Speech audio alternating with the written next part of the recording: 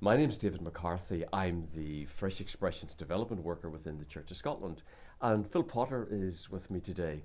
Phil heads the UK partnership of Fresh Expressions. He's also the Archbishop of Canterbury's missioner within the Church of England. Phil, a couple of questions. First of all, Fresh Expressions as a partnership has been on the go now for a dozen years, and it's at a time of transition and change, which is always par for the course. Could you tell us a little bit about where we are at the moment?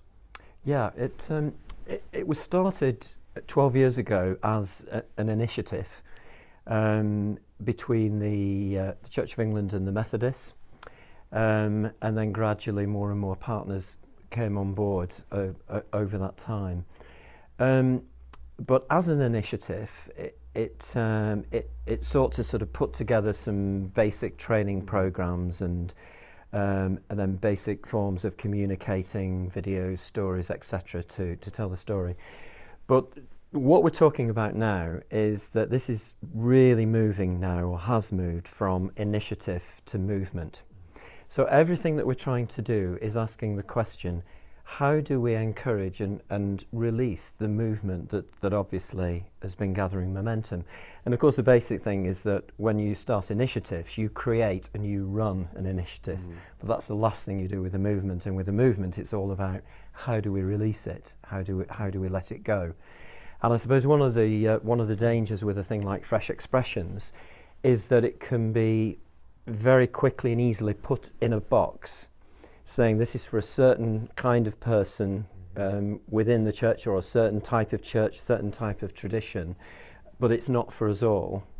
And there's an either-or sense of it. So when, for instance, the phrase mixed economy was introduced to describe now, we can do church in different ways, there was a danger, I think, at the beginning that it had that feel of either-or, and either you can do traditional, renewed, inherited church, or now you can do this new emerging thing called Fresh Expressions, but it's in a box over here.